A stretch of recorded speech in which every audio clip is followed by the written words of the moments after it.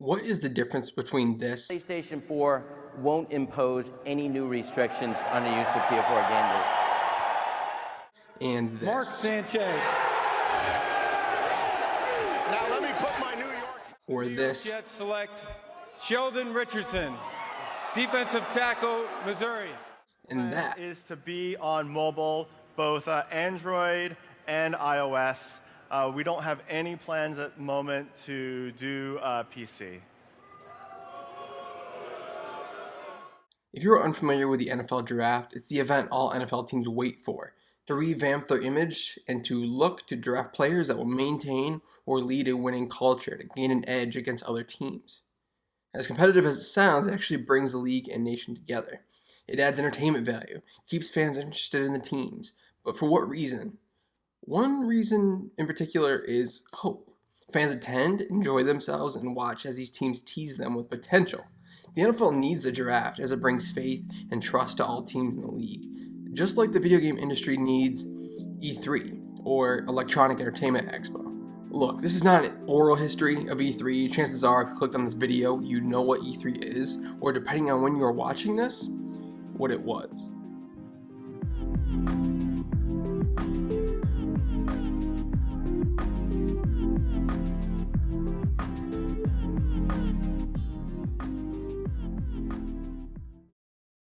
We didn't know it back then, but 1995 was a glimpse of how ridiculous E3 was slowly starting to be.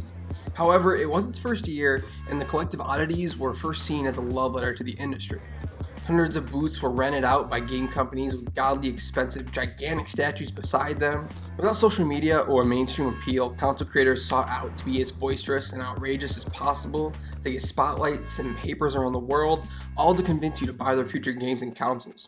This was the marketing style back then. Sega announced the infamous Saturn would release right then and there, creating mass hysteria, until Sony started to bury Sega's grave with the decision to make their upcoming console, the PlayStation, if you've ever heard of it, $100 less than Sega's. Yes, $100 was that big of a difference back then.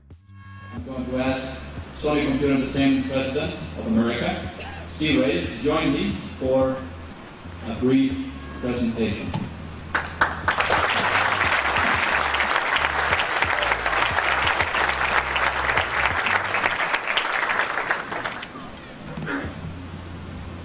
$299. Although this giant spectacle wasn't meant for consumers to enjoy, many companies like Sony treated it as intended, a keynote primarily for investors, hence the suits, sales numbers, and PowerPoints till around 2008. Between the professionalism and gimmicks was the great balance E3 had yet to understand it needed to stay alive. 2000 marked the year where competitiveness got deadly as Bill Gates smelled Sega's blood in the water, looking to end Sega's console career with a fat, black and green weapon. Spoiler alert, Sega didn't last another 2 years as a console developer after that.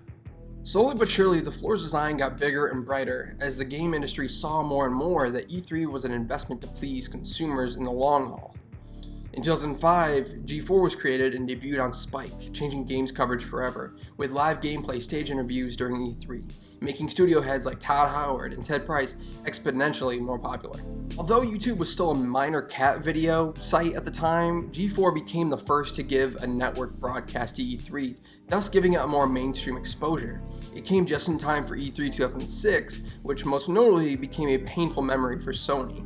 Shows like these only gave gamers more incentive to watch or attend E3, as these conferences dictated how brands would be seen for years to come. The stages of the game will also be based on famous battles which actually took place in ancient Japan. So here's this giant enemy crab. Whoops. Another exciting aspect is the ability for consumers to make microtransactions, $599 US. And we've been digging deeper and discovering what kind of muscle this machine really has. Personally, my favorite years were 2010 to 2013.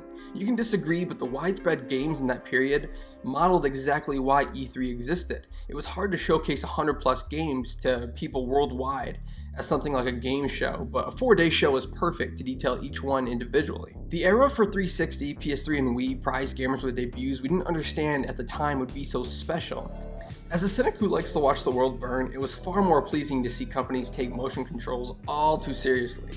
It was E3, so chances were, if you show something off enough times, it either looks like the next holy grail, or something that will remind you that it's only 2010, and graphics look like this. What the did you expect? For so long, publishers and console creators' main brand recognition came from E3. It's the only reason why we know people like Jack Tretton or Shigeru Miyamoto. Oh, you are film tricks? Yeah, that would be great. I appreciate it. Then please follow me. Okay. Backstage. Oh, okay. Right? No problem. Companies weren't afraid to be themselves and risk everything just to be at E3.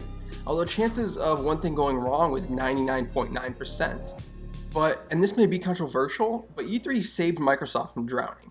Prior to the release of the Xbox One, as most know, E3 2013 was the year Xbox chief Don Matrick said, and this isn't some TMZ bull, this is an actual quote, heck, I'll just let the video speak for itself. Stick with 360, that's your message if you don't, like it? If you have zero access to the internet, that is an offline device. I mean, seriously, when I read the blogs and thought about who's really the most impacted, there was a person who said, hey, I'm on a nuclear sub. Right. And I don't even know what it means to be on a nuclear sub, but I've got to imagine that it's not easy to get an internet connection. This ultimately led to Sony trolling the Xbox One because PS4 was the only one at the time with used game and offline capability. Thanks. As you can guess, Xbox diehards and media members who only covered Xbox material lost their minds, as Matrick's stunt could literally have cost them their jobs. With E3 being the main stage of the video game world in 2013, everyone saw and everyone critiqued, ultimately saving Microsoft from themselves. So much so that Matrick got fired by Microsoft. This was how powerful E3 was at the time. So what happened to E3's reputation? Why won't companies no longer take those risks? Why can't we stop E3 from facing a likely demise?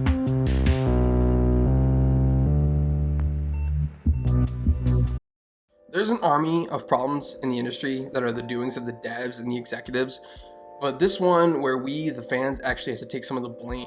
Understandably, the ESA, or Entertainment Software Association, the people who run E3 and also the ESRB, yes, the same people who dictate the difference between E and E10. So you know what happens next will go swimmingly. Anyway, the ESA decided to open E3 to the public in 2016, allowing them the same exact rights as the media, resulting in 65,000 people attending the event, leaving many media members iffy if they would want to return to an event that looked more like a theme park. Holly Green of Pace Magazine wrote after that the event was an overpacked shitfest. While it may be good for the show's future in terms of finance, the question remains, is this really good for the health of the show? That year, EA ended up holding their booths in 100-degree weather outside, citing the lack of space inside the convention center. Speaking of big-name publishers, their shows just became disappointing.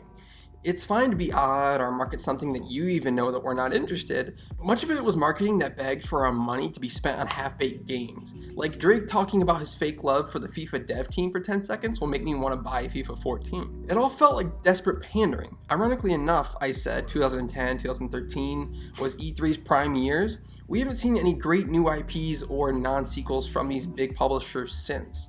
So why would I watch Ubisoft's E3 presentation when I know it's going to be compromised of a sequel from Assassin's Creed, Just Dance, Watch Dogs, Far Cry, with a look into more DLC for Rainbow Six Siege and The Division? In 2019, Ubisoft's biggest surprise was that Just Dance is coming to the Wii in 2019.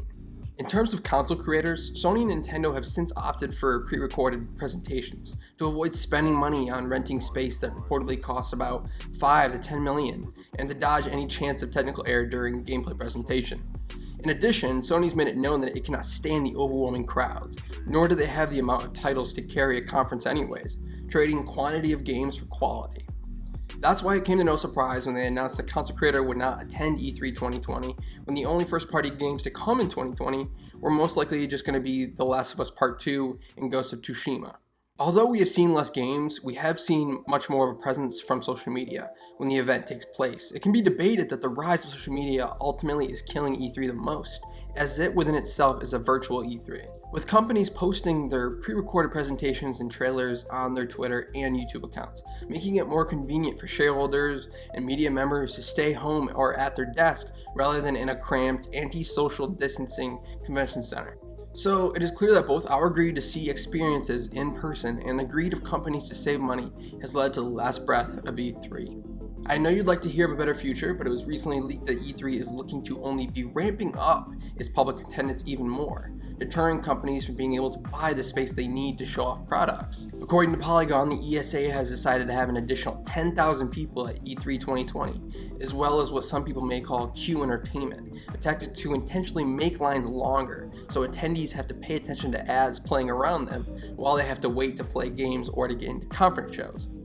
The Game Awards and PAX shows are excellent for the industry, but nothing was quite as perfect as the magical week that was E3 week. With COVID-19 taking away E3 2020 from us, fear looms that we will become complacent with not having a gaming event take over our lives for 4 days mid-summer. I don't want to say it, but I have to be honest. I know shows like the ones from 2010 to 2013 won't ever happen again with the streaming technology that we have now. But just know E3 at its prime made the industry better and more personable. As we booed and cheered for what we wanted and needed at conferences, companies listened. I only hope that our cheers and boos are just as loud now in the comments section on social media, but I don't think that's very likely. With loot boxes, an abundance of piss-poor battle royales, and a dead sea of tasteless sequels, we need a live in-person forum more than ever. But with the health of E3 deteriorating, we have no choice but to face the fact that we have no control if the same is to happen to the game industry.